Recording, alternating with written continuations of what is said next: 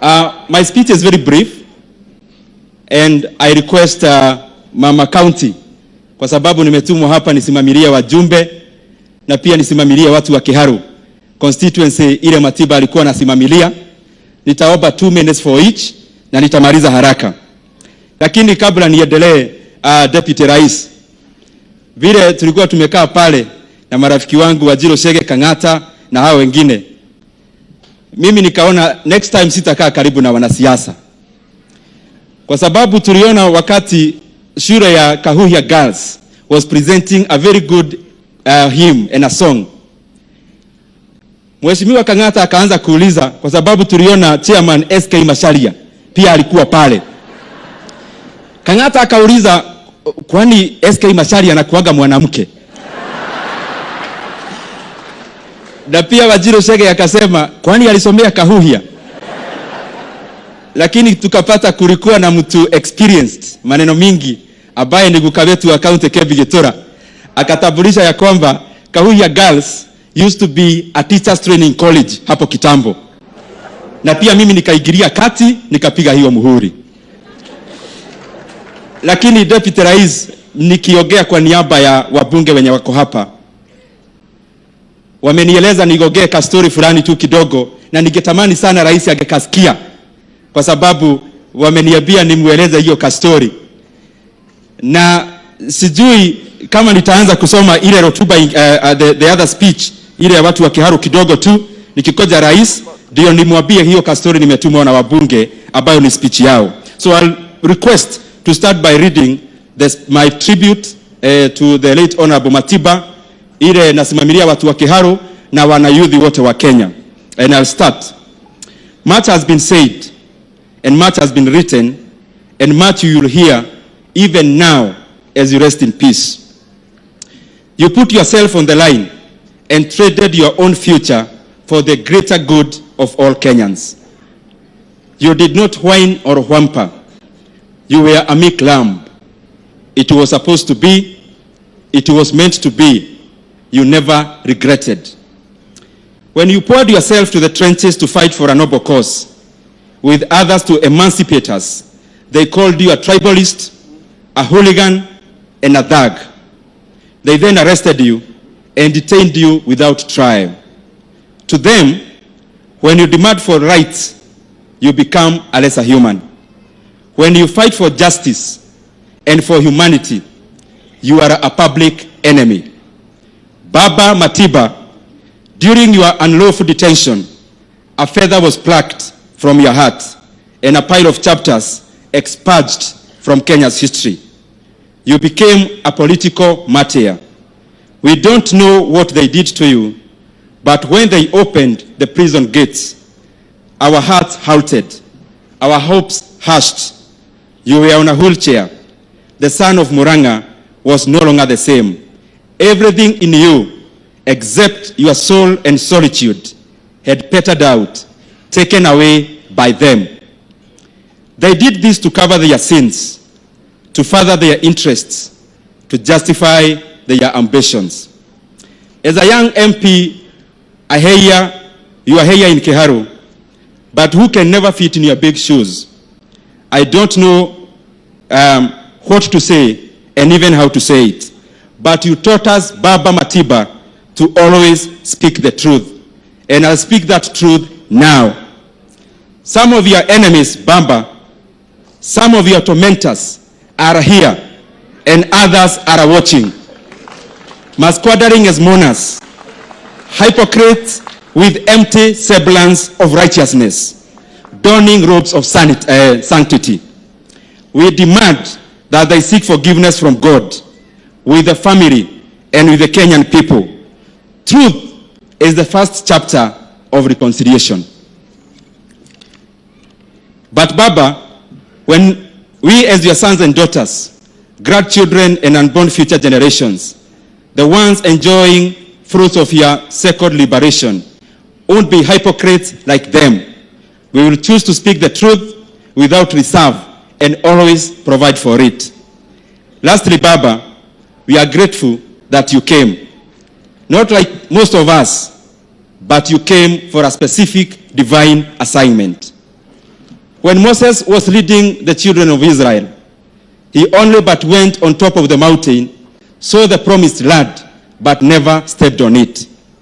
When Patrick Henry was fighting for the liberation of the American people from their colonial British colonial masters, he gave a speech in 1775, and his last words were that I know not what course others may take, but as for me, give me liberty or give me death.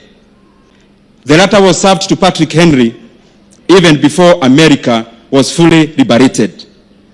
In his call against racism in the United States of America, Martin Luther King Jr. had a dream in 1963. And he had a dream that his 4 little children would one day live in a nation where people would never be judged by the color of their skin, but by the content of their character. 5 years later, he also addressed the American people in 1968 April and told them that I have been on the mountaintop and I have looked around. I have seen the promised land. I may not get there with you, but we as a people will get there. Martin Luther King Jr. was assassinated the following day without seeing the American dream. Baba, we are happy that your clarion call of let the people decide came in your lifetime. Kenya is now a real democracy and a truly functional democracy. I call upon all of us, especially the youth, that we have to take a cue on where Baba left. We have to confront the challenges of corruption and tribalism head on. It is a difficult task, but it will be done, not by any other person, but by us.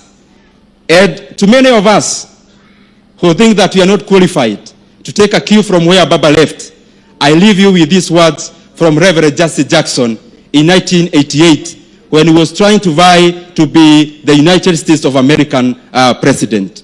That every one of those funny labels they put on you, those of you who are mourning here today, I know that some of you have been called outcasts, low down. Some of you have been told that you can't make it, that you are nothing, from nobody, other class, subclass. When you think that you can't make it, look at Matiba.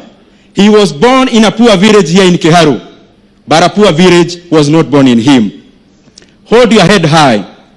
Stick your chest out. You can make it. It gets dark sometime, but morning comes. Don't you surrender. Suffering breeds character. Character breeds faith. And in the end, faith will not disappoint us. You must not surrender. You may or may not get there, but just know that you are qualified. We must hold on and hold out. We must never surrender. Kenya must get better and better. Keep hope alive, Kenyans. Keep hope alive, the youth of Kenya. Today and beyond, we must keep hope alive.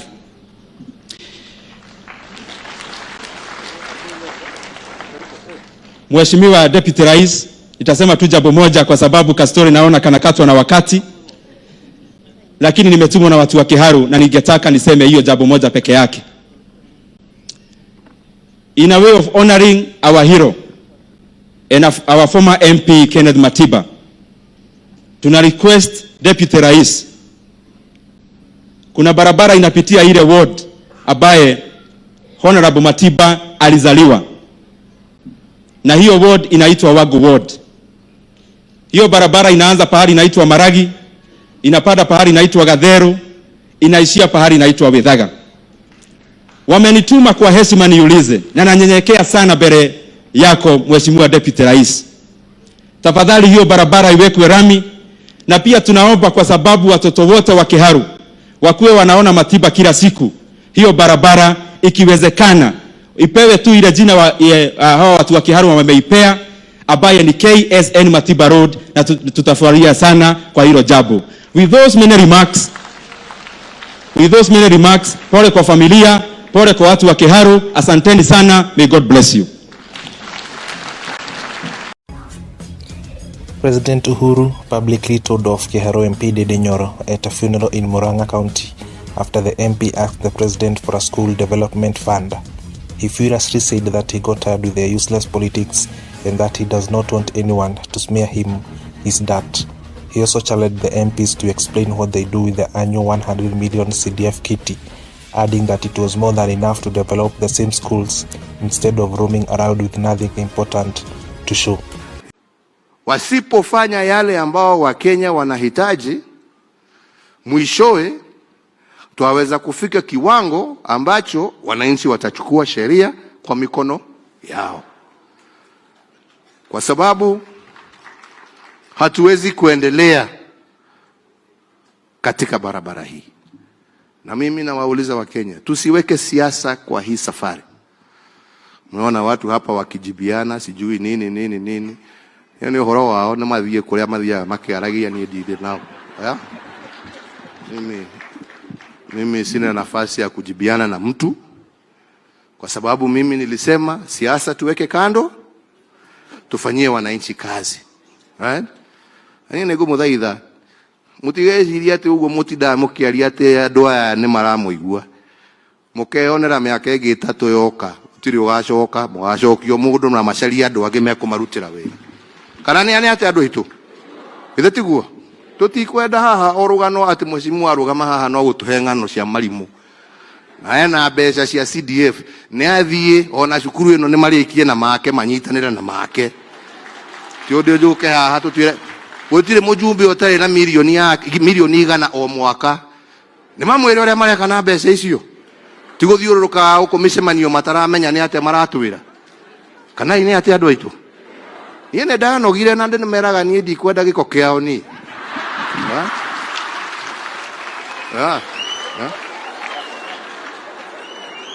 nituke turute wira wa gukuria bururi, nituke turute wira wa guteithia andu aya itu, nitwake mabarabara, nitwikire thitima, nitwikire mai, tituturie tuthiururukagio haha. Aca ndikwenda nie anie tondu andu marona tari itheru wira uyu no ukurutwo na nimo kuigua andu makiambia kunyitwo, nimo kuigua andu makiambia kunyitwo na kameme gaka tiko gagututhura we aka gatiga kurekia ria gakurekia ni uthio cire aitho cokie indo cia muingi kana kinyothie mugaikaraga na mundu uria wa 2020 mwiranagia uria mwiyaga na uria mwekaga hamwe. Uguo niguo guguthie na uguo niguo cira. Na nie ndirathaitha atongoria nitucokanirire, niturute wira kwa niaba ya watu wetu. Kiu nikio githoma muthuri uyu wangiendire tukorwo tugika haha. Macio nimo mawira maria athuri aria marutite thithino nyingi muno gutwakira macukuru ta maya nigetha tuthome, nigetha tugie na umenyo. Matia tuthomithagia twarie matuhu matuthomithagia nigetha tuhuthire meciria na githomo kiu guteithia andu aitu na guteithia na gwaka bururi witu, tuongerere hari aya matutigira ti kuria tunine ni kuongerera na ithu tugatigira ciana citu kindu magikahota nao kuga nao ni manengerwo kindu matwarithie na mbere.